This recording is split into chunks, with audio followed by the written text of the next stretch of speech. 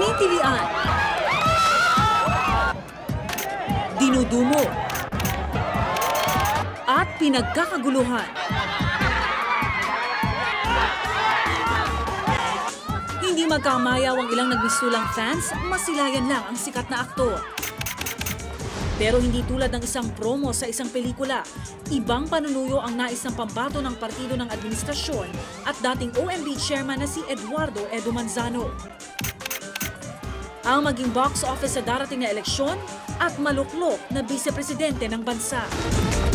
Kung nagpapakilala pa lamang si Gibo Teodoro sa ilang tao ang kanyang katandem na si Ginoong Edu Manzano, hindi na po kailangan dahil sangkaterbang tao ang dumudumog sa kanya. Patunay lamang sa hatid niyang star power sa mga campaign sortie ng Lakas Kampi CMD. Kung dati parada ng mga artista ang sinasamahan ni Edu, ngayon motorcaded campaign sorties ang pinagkakaabalahan niya upang maiparating ang kanilang plataporma. Vice, kamusta pa ang kampanya? Masaya. Masaya. Hello po. Nakapagod ba, Vice? Hindi pa naman, kaya pa. Mabuti medyo ko tayo. Nakapag-exercise ng konti bago nagsimula ang kampanya.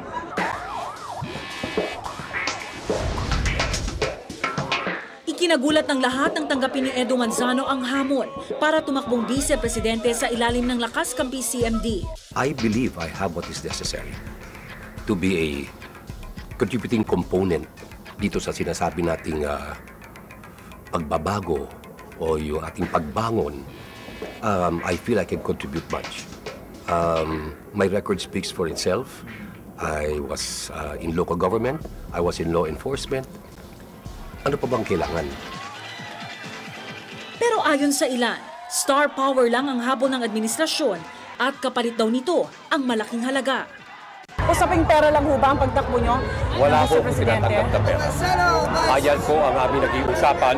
Sila ang gagastos. Lahat ng materyales, walang perang nagagaling sa inyo rin. Pero kalaunan, tila naging isyu rin ang kawalan umano ng sapat na suporta mula sa kinabibilangang partido.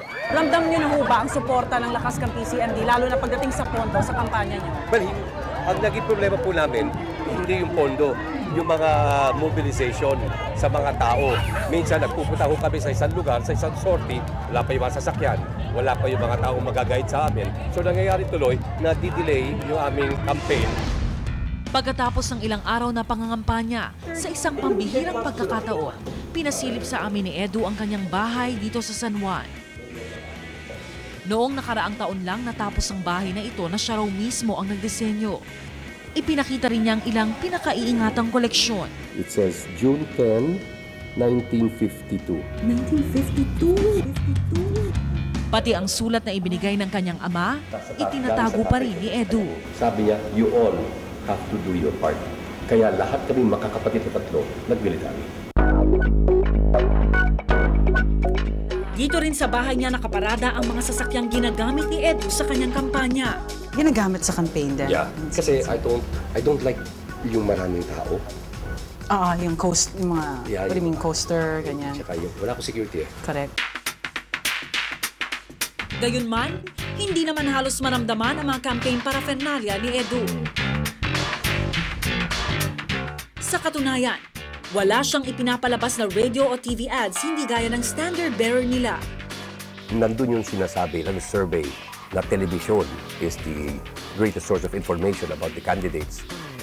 Pero yung iba dyan, daan milyon ang iginagastos, hindi naman umaangat. Sa mga naglalabasang survey, nangungulelat si Edu at halos hindi gumagalaw sa kanyang pwesto. Ang surveys, pumapang 5 kayo, apektado ho ba kayo? Not at all, not at all. We have long disregarded the surveys and felt that we have to bring the campaign to the people. Sa 100%, how confident are you that you will win? 101? Hindi na bago sa politika si Edu. Taong 1998 nang tumakbo siyang vice-alkalde ng Makati City. Pero naging masalimuot ang kanyang kandidatura. Una nang kinansela ng COMELEC ang kanyang Certificate of Candidacy dahil sa protesta ng mga kalaban tungkol sa kanyang dual citizenship. At ito po ang isang hahadlang sa aking kandidatura sa pagsisilbi sa taong bayan ng Makati. Ito naman siguro ang dapat lang natin gawin. Pero makalipas ang 3 buwan, Idineklarang siya'y ganap na Filipino citizen at ipinroklamang nanalong Vice Mayor ng Makati City. Nagpatuloy ang pag-arangkada sa politika ni Edu nang maupong presidente ng Vice Mayor League of the Philippines. Pero tila nagkulang sa kinang ang star power ni Edu nang matalo siya ng tumakbong mayor ng Makati City noong 2001. At that time, dahil tumatakbo kang mayor, ikaw yung ulo eh. And we had no funds. You know, it was a leap of faith. 2004 naman nang i-appoint siya ni Pangulong Arroyo bilang chief ng Optical Media Board. Ahensyang tumututok sa pagpigil ng piracy sa bansa. Tulad ng minsan na niyang ginanapan sa pelikula, nag-alas superhero si Edu nang walang takot na winasak ang mga tindahang nagbebenta ng pirated CDs at DVDs sa ilang pamilihan. Hindi tayo sorry, pero pasensya ka na naman yung trabaho natin. Pero dahil sa kamay na bakal daw nito, itinuring siyang kontrabida. Kung kayo po bumibili, kayo po ay nagbebenta po. At minsan na rin siyang sinampahan ng kasong physical injury ng ilang tindera ng pirated CDs at DVDs. Pero napatunayang wala siyang kasalanan. Pero hindi raw sapat ang mga raid na ginagawa ng OMB. Sa mga nakalipas na taon, mas lalong lumawak ang iligal na kalakaran sa bansa.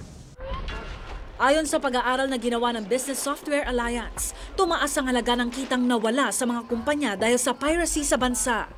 Mula sa 69 na milyong dolyar o halos 4 na bilyong piso noong 2004, umakyat ito sa $119 million o mahigit 6 na bilyong piso noong 2006 at lumobo pa sa mahigit 200 milyong dolyar o halos 9 na bilyong piso noong 2008. When we took over the OMB, bigla ho tayo tinanggal sa priority watch list ng United States Trade Representative. Ang problema po natin ngayon, dun sa optical media law, there is no specific provision with regards to downloading. Bakit kapag gagastos? If you can stay in your home at pwede mong i-download lahat ng material na gusto mo. Lumaki din ang net worth ni Edu habang nakaupong chairman ng OMB ayon sa kanyang Statement of Assets, Liabilities and Net Worth. Noong 2004 ay nasa 7 million pesos lang ang kanyang net worth. Naging 10 milyon noong 2007 at umabot sa 12 milyong piso noong 2008. Sa records pong nakuha ng Reporter's Notebook, napansin noong 2008 na dumoble yung net worth nyo. How do you explain that? Well, dumami yung endorsements ko. You know, hindi lang dumami. I mean, I was so blessed in 2008 and 2009 for that matter. And also, nagkaroon ako ng daily show, luncheon show, na kung saan mas mataas talaga yung sweldo. Agosto nung nakaraang taon, nagbitiw sa pwesto si Edu bilang chairman ng OMB.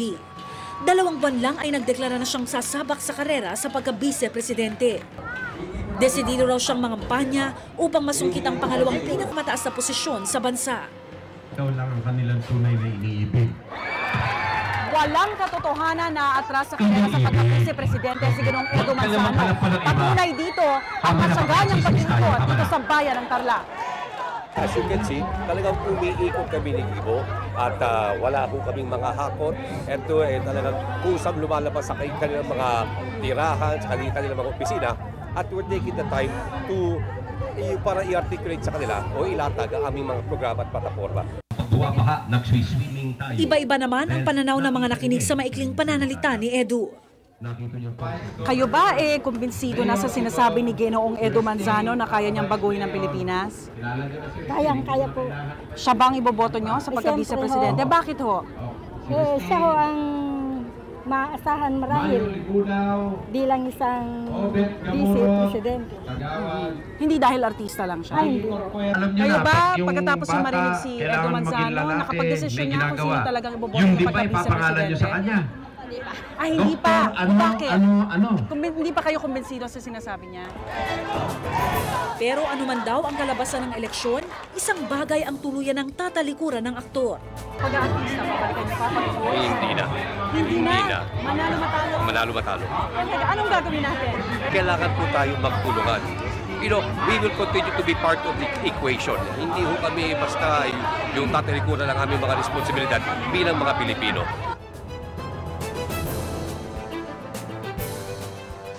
Hindi maitatanging malaking bahagi ang kasikatan ni Edu Manzano sa mga kampanya ng kanyang partido sa darating na eleksyon.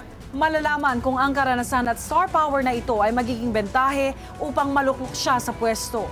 Ako po si Rhea Santos at ito ang nakatala sa aking Reporter's Notebook.